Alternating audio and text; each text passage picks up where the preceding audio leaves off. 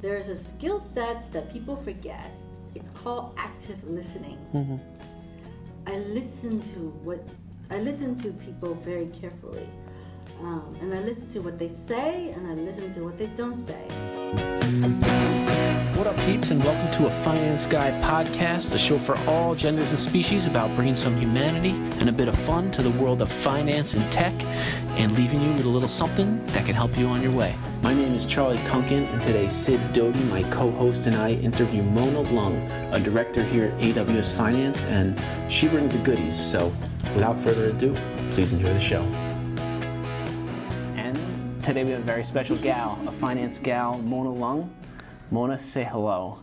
Hello, everybody. How you guys doing? So we're going to read a quick bio just to give people a little background that we put together. And then we're going to jump into it. So just some background on Mona. Mona got her undergrad BS in biology at UC Irvine, and she began her career in finance as a financial analyst at Pizza Hut. Yeah. That would have been my dream job. I would have stopped there. But I'm going to just go through the rest. While she was at Pizza Hut, she got her MBA at California State University, Long Beach, and then moved on to a nice long stretch at PepsiCo, where she spent 10 years of her career working her way up to director in their finance org. After leaving PepsiCo in 2004, she's worked as a finance exec at several big names, including Sears, R.R. Donnelley, Alliant Credit Union, McGraw-Hill, and that was before you joined Amazon in 2014. Yep. Right? And she joined Amazon on the retail side, the director of finance for pan-EU categories. And then in 2017, she made the move over to Kindle. Yep. Kindle Content. Spent 2 years at Kindle Content, and then made the ultimate move of her career to AWS Finance. Right. And that is where she currently dominates as a director. Mona, welcome to the show. Thank you. Yeah.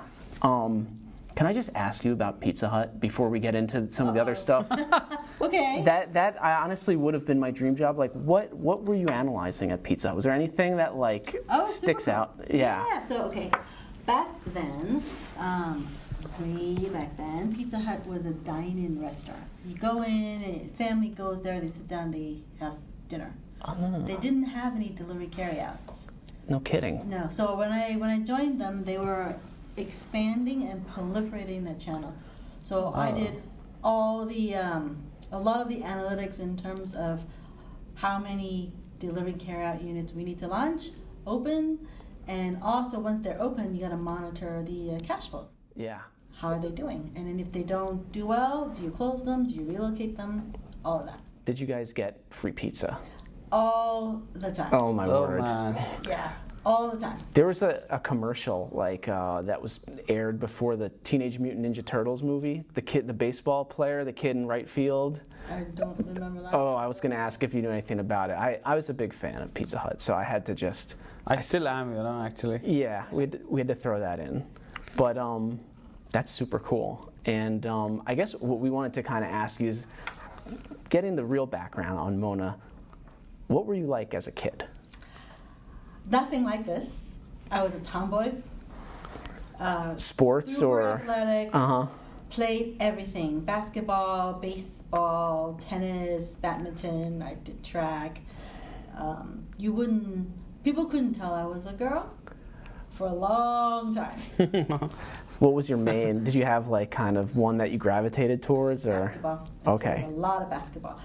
Believe it or not, I was very tall over there. Where did you grow up? In Hong Kong. Oh, cool. Oh, okay. Considering the population, I was very tall. Right on. Well, I remember all the girls in my class were tall until they were the tall ones until middle school. And then the guys started catching up. And some people who were centers on the basketball team in middle school, I'm taller than now. And I'm 5'8". Ah, okay. So I think, if you kind of get that early growth spurt, you kind of, basketball can be your thing. Yeah. Over there, I don't know, in Hong Kong, I am considered very large and tall and big. Right, okay. Growing up there. And I went to a girls' school, so there were no boys to outgrow me.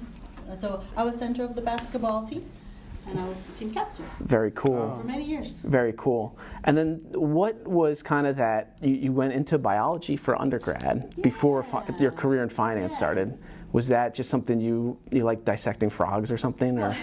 Okay, so this is terrible, but growing up in Hong Kong, Asian families, we call it the trinity of majors you can have as going into college. You can be a doctor, you can be an engineer, or you can be a computer programmer. So I picked doctor. Or just like India, it's like in India You have to do like math, engineering. Yeah. Right? Only those three, nothing, anything else, it's not acceptable. Yeah. So I picked doctor. Okay. Then I learned I really liked the math. I really liked the physics, the logic. I really like chemistry because it's very logical. I really like the statistics. I know, weird. I did not like the biology. So I actually gravitated towards, at the later on of my 4 years, I spent a lot more time in those subjects than I did in my biology subject. So by the end, it was kind of a natural. It was, I was done. Going I to knew finance. when I was finished. I'm going to find a field that has a lot to do with data and logic. Right on. Yeah. Cool. And so you've seen, a lot of Fortune 500 companies, and you've been in Amazon now for 5 years. What was different when you joined Amazon than what you had seen at other places in your career? It is super easy to do what you want to do here. Super easy. And it's super easy to take risk and have really big ideas. You just have to believe in it, and if you believe in it, it will come through.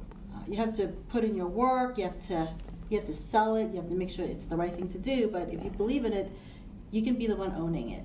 That's really nice. And so when was this kind of all known to you when you were picking Amazon as the next step in your career? No. No clue. What was the origin story? What brought you in, like, under the umbrella?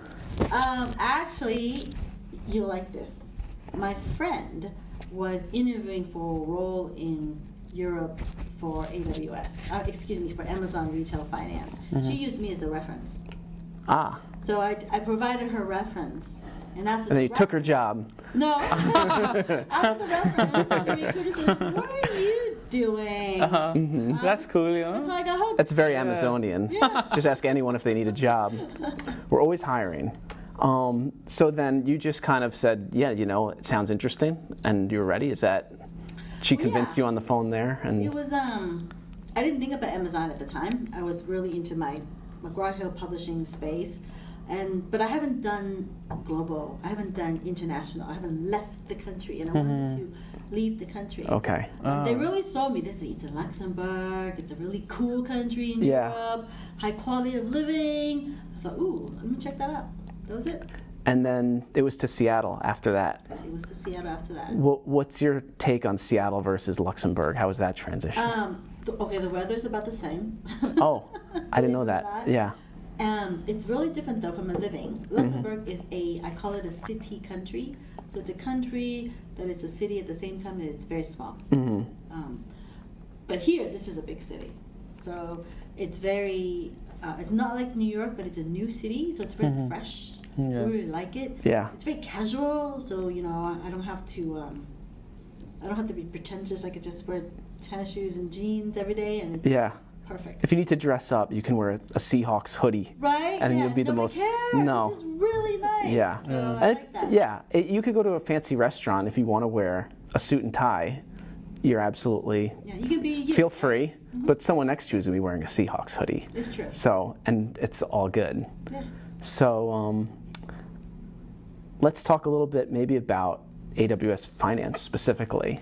You moved in and you're director of what exactly is your scope, would you say? We call it Mona's org because it's a potpourri and there's not a central theme. It's a brand. Yeah, so I cover what we call procurement and supply chain, and then I also cover hardware engineering, Annapurna, which is a subsidiary in Israel, and also our financing and asset management channel, which is the leasing of all of our equipment and then the asset management of all of our equipment.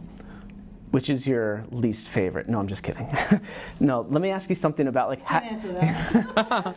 They're all my favorite. No, let me ask you, like, having such like a diverse kind of product spread, if you will. Like, what's kind of your tenets of leadership, like from a cultural standpoint? Like, how do you kind of keep everybody marching, motivated, enthusiastic? What's your style? Yeah. So there's.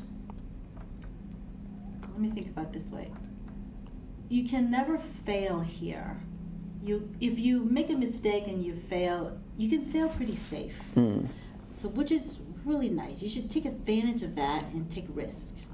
So I encourage my team to don't be shy and take things to the highest standards that you can take it, and be bold. If you don't agree, you don't like, be vocal, say it. If you're wrong, you know right away. It's okay, but it doesn't damage you. Does that make sense? Yeah. It does, yeah. And like a lot of people will be, scared to fail, scared to be wrong. Yeah. Do you see do you have any advice when they come in of how to kind of get them into more of an experiment and move fast kind of comfort zone? I tell people the worst thing you could do is default to what you've done in your previous job or the job before. So unlearning that is key. Even if you cannot unlearn it, have it right here in your frontal brain that this place is not like the place you just came from or the one before or the one before.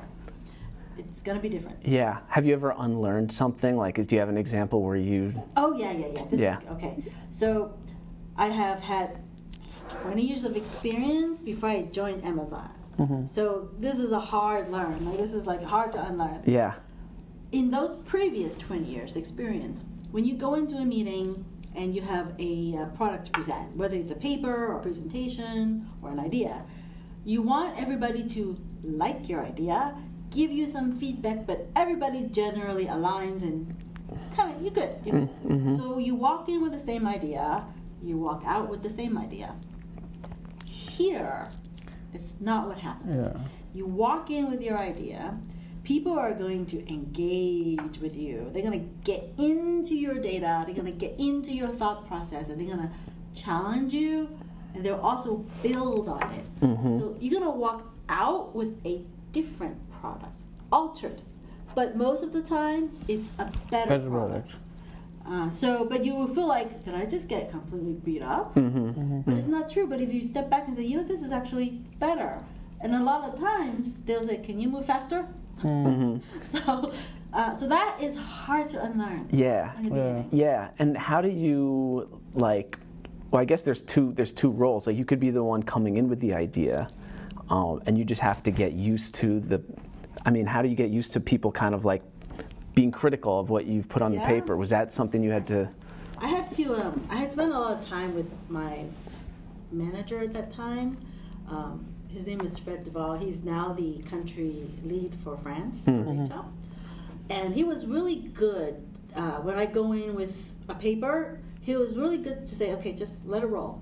If people get passionate and they argue, and try to let it roll off your shoulder and really just focus on what they're asking, and don't worry about whatever's happening in the room.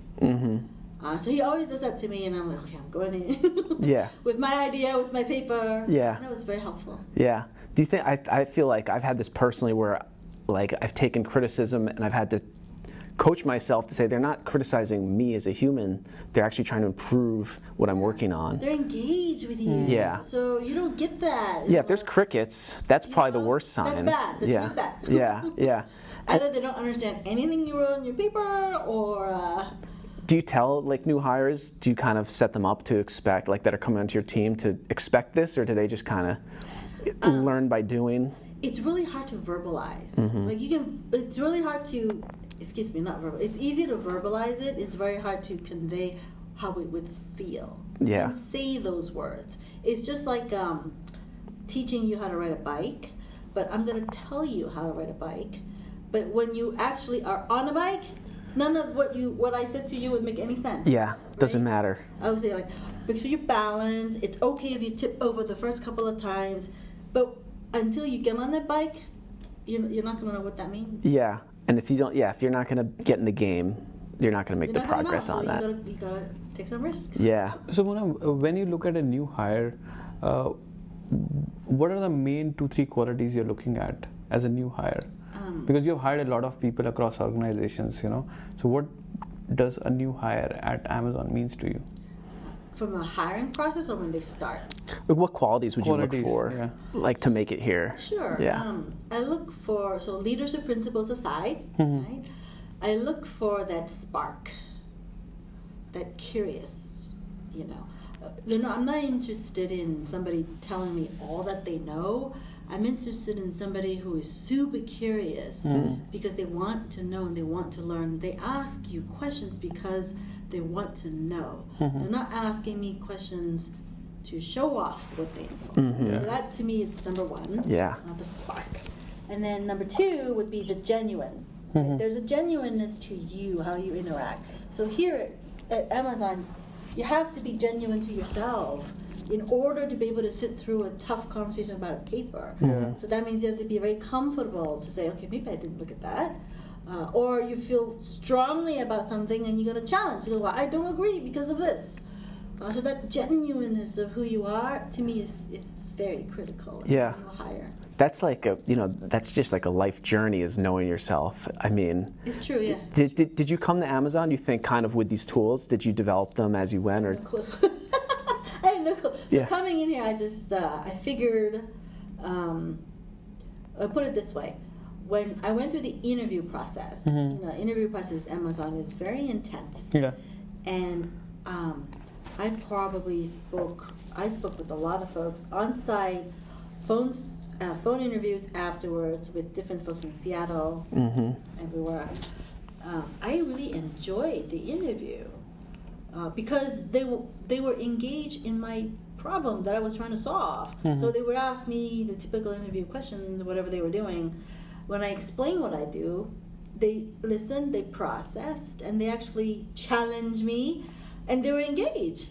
So to me, it was like I was talking just to people that I already work with. That was your style. You liked it, like, yeah. This is easy. After the interview, like my on-site loop in Europe, I was super energized. I was not tired. I was in a zone. That told me this is a good place. Yeah. So you were down with the culture. It was like swimming downstream. It was very instead of upstream. It was not hard. Yeah, I didn't have to work really hard at it. Yeah. So like, would you say for someone who's considering Amazon, like, it sounds like get to know the culture and really know yourself, and know like if this is something you would thrive in, if you would be excited to engage that way. What's something that people outside of Amazon, like something that they might not know about working here? There's a lot of people who say like the deliver results of the leadership principle can be very intimidating. People work long hours. There's a lot of misconceptions out there. What's something people don't know about working here? Well, actually, it's a really fun place to work. Yeah. We are super relaxed and casual, and we joke. We have dogs. We have beer. We have puppies. I mean, it's really fun, and there's a really good sense in my area, anyway, of community, of a team. Yep. I look out for my peers. I look out for my teammates. I look out for people on my team. I look out for my boss. So it's very positive. It's productive positive, meaning you will be challenged, but not because they're jerks, because it's a tough problem and we want to solve it. Yes. Truth seeking, as Uncle Jeff likes to call it. Yeah. It's not easy, yeah, but it's very fun. Yeah. So I have a good time. Yeah. Oh, we know you have a good time, Mona. But on that note, when I joined Amazon as a finance person, and what I am right now, I've changed a little, because of maybe effect of leadership. Has that impacted your life in some way or not? Actually, I felt more like homecoming here. So in my previous roles, it was I spent a lot of time building up my executive presence. Yeah. How do you say something indirectly. Yeah. How do you Yeah, give, you know, how do you disagree, but it would sound like you agree, but you actually disagree? That's a good point, actually. Right? Yeah. How do you play through not play through, but how do you work through the different hierarchies? It was really hard. Yeah. So I invested a lot of time building that. So when you have to solve a problem, it's a lot of energy. Right? To sounding a certain. Right. Yeah. Less on solving the problem, more on getting the message through in the right way that could be received. Here, I felt more at home. I don't have to do that. Yeah. I just focus on the facts, the data, and my judgment, and that's good. So I used to say to Charlie, like in other companies, it's like sometimes it's like sound right a lot, but here it is being right a lot. Yeah, he is all right a lot. You know? Yeah. Yeah, that's a good point. Yeah. Is there anything that you believe in that's not like codified in the leadership principles? Anything missing that you like to bring in of your own magic? Mona's leadership principle, you know. Like Okay, this is kind of corny, but I'm going to say it. I have a motto, and I had this motto since I was very young. I can't wait to hear this. And I drill it into my kids. They hate it. I drill it into my husband. He hates it. It's 4 lines. It's really short. It's this. It's do what you say what you do it 100%, do it on time. That's it. 4. I have a poster on it, actually, that I made. Wow. can you repeat that again? You know, like I think this is words of wisdom. Do what you say. Yeah. Say what you do. What does that mean? What it means is, okay, if you're going to do something, make sure you do exactly what you said you were going to do. Mm-hmm. Say what you do. That means if you're not going to do it, don't say it. No false promises. And then do it 100%. So don't do it half-baked. And do it on time. You know, have some sense of urgency that it will be done. Right? Yeah. Mona, like on this, you know, like there are certain goals which needs correction throughout time, you know. So will this statement stand to evolving problems? This is how I operate. So if I'm going to tell you, let's say you and I have a career discussion. Yeah. And I say to you, Sid, I'm going to help you get to an L8 director. Let's pick a time frame. Let's aim for 5 years. I'm going to do what I say. I'm going to work with you. We're going to build your skill sets up, and we're going to build a skill sets plan, and we're going to hook you up with the right people so you can get your exposure, and we're going to help you move that way.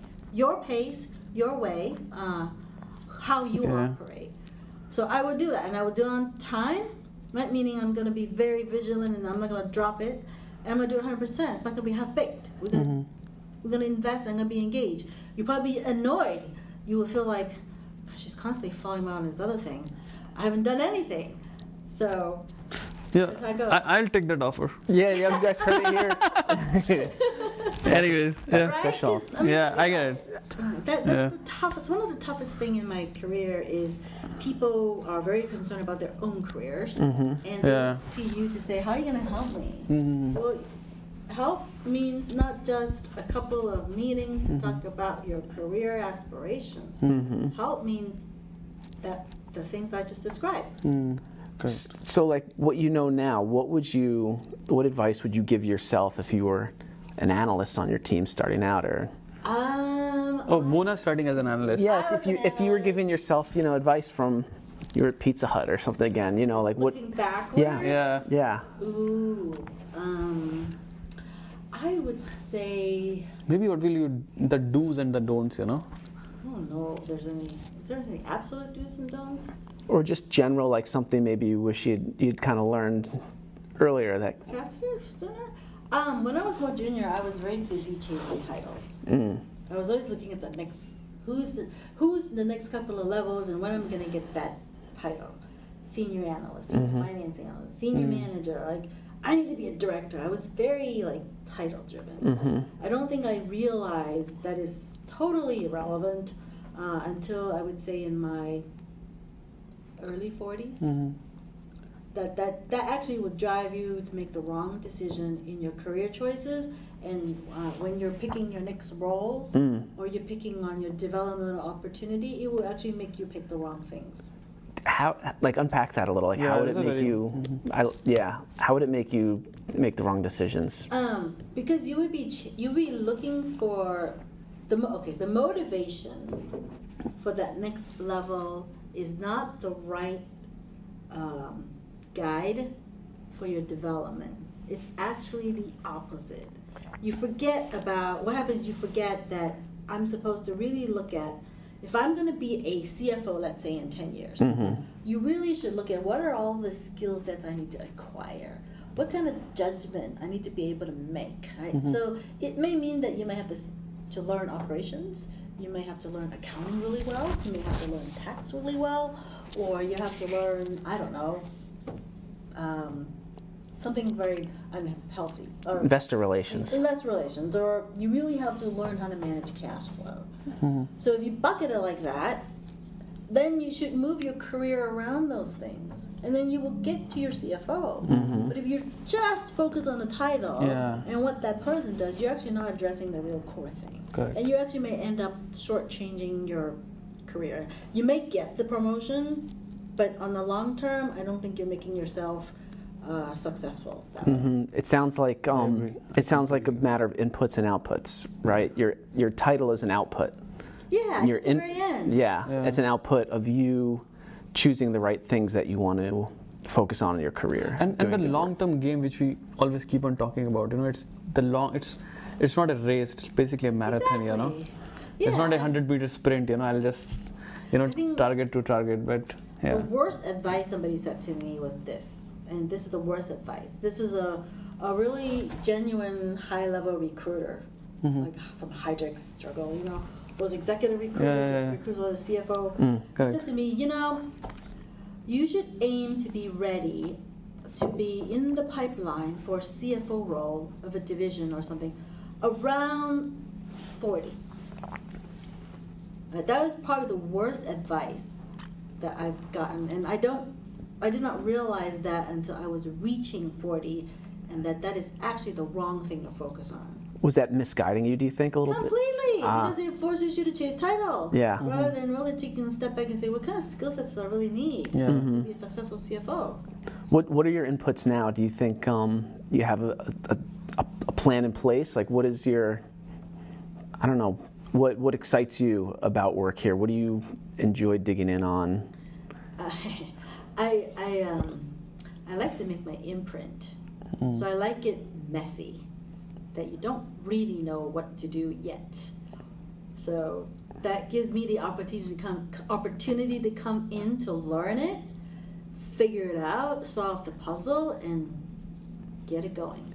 That to me is very fun, and you can do that here. And move on to the next problem. Yeah, and the next big one and the next big one. Yeah. There's one thing I did want to ask you specifically. We talk a lot, we do some stuff about marketing. We talk a lot about getting the brand out, and we talk about diversity. What's kind of your view? Like, what's the diversity message that, I feel like AWS has a strong diversity DNA that we're trying to put out there. What do you think is, what do we want to tell people about diversity and inclusion? People forget that Amazon is a global company. We work with people from all over the globe. My team, even most of them resides in Seattle. They're from everywhere. They're from Hong Kong, India, Vietnam, Cuba, Mexico, United States, Canada. So it's diverse already. From a minimum, from where they came from. And then the background, it's super diverse. Yeah. We have people from banking that joined us in AWS Finance, in retail, in hotel space, all kinds. I have engineers, there were previous engineers that are now finance people. So I would say it's super diverse, and you have to be ready, if you come in, you have to be ready that it is truly global.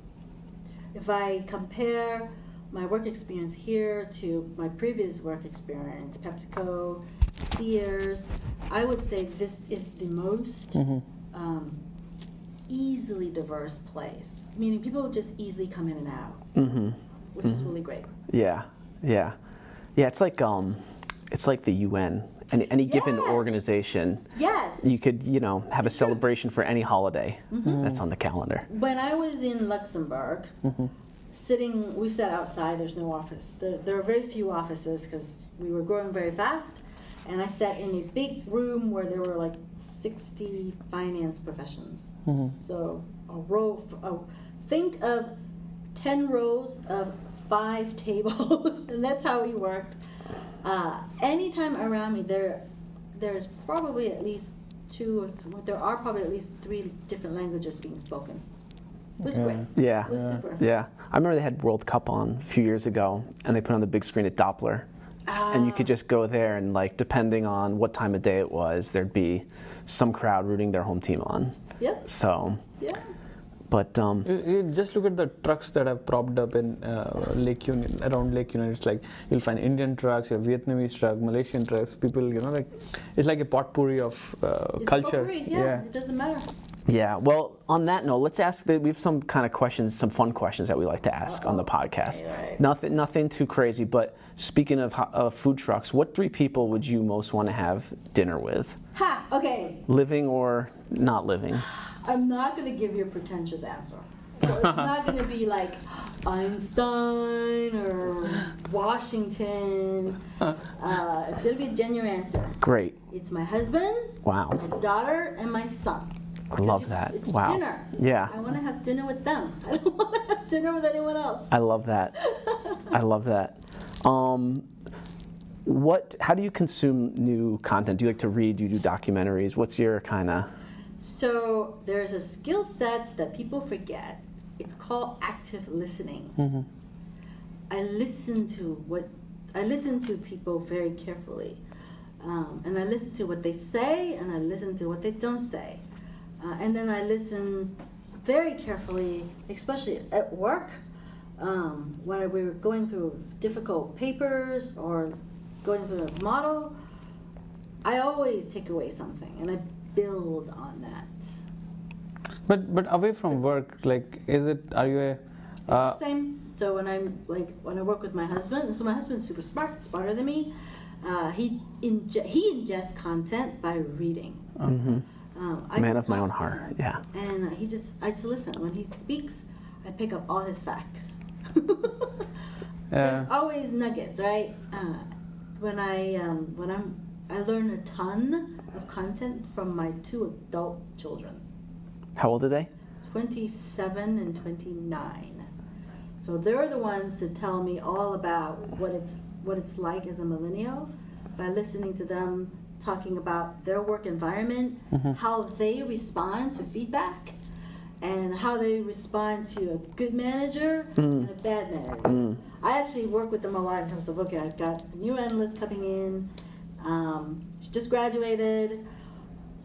What are some tips Mom needs to know when I need to give feedback? And they're very good about helping me understand what that means. Are they in the corporate kind of world too, or are they? Yeah. So my daughter works for Disney Animation Studio. Oh, how that's fun! Cool. Yeah. So she's got a really cool job. Wow. And my son works for, I forget the name of the company. This is really terrible, but he manages content for medical content. Cool. Oh, okay. So is that something you've always had, the listening thing? Has that always just been your... Because they're really good. So they were very young, right, when I was maybe an executive in my 30s. And they have perspective that you would never think about. So I used to ask them work problems, and they would try to solve it for me as kids. Like Sherlock Holmes, or what was that, Encyclopedia Brown, like those old books. I don't know what that is. Oh, it was like this story. It was like this cop, and he'd come home, and his son, I forget his name, but maybe Encyclopedia was his nickname, and the father would come home, and he couldn't solve the mystery, so he'd tell his son, and then his son would solve it for him. That would be like my kids. Yeah, That would be them. Yeah. I would tell them, I would ask them, okay, I have a problem here. I'll give you an example. This was really tough. So at Sears, we had to let go a bunch of people. So we had training classes on how to have that conversation, and it was very tough. You would have come in that day, and you would have received a ticket. One ticket, you take the bus, then you go to a hotel.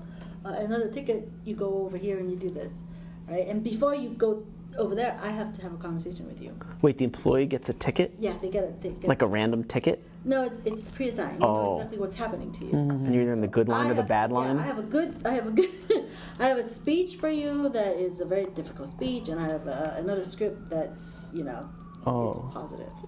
So I can't talk to anyone because it was super confidential. So the only people I can talk to was my children because they're little kids. So I asked them, okay, I have to do this. This is going to be horrible. What do I do? Do I be firm? Do I cry with them? Like, what do I do? And they give me very interesting perspective. They say, Mom, they don't care what you do. Yeah. I was like, oh, so they're not going to hear anything you say. Yeah. The moment you say you don't have a job or you have a job, they're not going to hear anything else. That was my little kids. Child's mind. Super small. Yeah. And I thought, you know what, you're absolutely right. Yeah. So I didn't worry about it. I just focused on making sure that the information is Conveyed. transferred, making sure that they are okay. So it's all about them now. Right? Making sure they're okay, making sure they know where they need to go next. So that was the best advice I've ever gotten. Yeah, it's just so simple too. Right? Yeah. I didn't even think about it. It was all about me. Yeah. I was all worried about me. They say like I've learned everything I need to know when I was in kindergarten. That's kind of like That's the true. T-shirt. Yeah. What do you guys do for fun, like as a family outside of work? We like to travel. Oh, yeah? I'm planning a trip with my daughter to Asia this coming November. Oh, cool. What's like? Do you guys have any like traditional family holidays, or is it always like exploring something new, or? Oh no, we do the Christmas. Yeah. So my husband is very anchored around having good holidays. So Christmas, Thanksgiving, those are the two big ones. Yeah. We have a big feast. Making those memories. He cooks all day, decorates the house. Oh, bless him. It's really cool. That's fun. We hosted a Thanksgiving dinner last year here in Seattle for some of the folks that I used to work with in Luxembourg. So they were Europeans coming to the United States. They're here. They don't know what an American Thanksgiving is. So we hosted them. Oh, that's cool. Big turkey. Very we had cool. Stuffing. We had Pretty cool. cranberry sauce. Very cool. Yeah. What about like as we kind of wrap up here? Is there anything that like any parting words that you would maybe tell people who are thinking about their careers in finance, or just kind of as people are getting out of college and seeing the wide world? You mean like newbies coming in, or? I'd say like a life philosophy. You're trying to figure out what you want to do. You graduated, or you're, at that early stage. Okay. So don't listen to the advice that you have to be this by this age. That's false. It's just false. Relax. It's a journey, and it will take different turns. So go with the flow a bit. Be mindful of where you're going, but go with the flow a bit, and don't anchor yourself around. I have to be a vice president by this age, and I have to be a CFO by this age, and whatever. Yeah, love it. Is there anything that we didn't cover that you might want to get out to the world? We could always do a follow-up round 2 and Maybe get back to it. Maybe that motto once again. I loved it. You like that one more time? Yeah, let's give the One more motto. time. Let's end on that. over that. Yeah. Yeah. It's very easy. Do what you say what you do it 100%, do it on time. Awesome. There you go. Mona, thanks for coming on the show. Yo, what up, everybody? Thanks for tuning into the podcast. Don't forget to subscribe. Feel free to leave a rating, a review, what have you. But most of all, go have a fantastical day. Okay? We'll see you soon. Goodbye.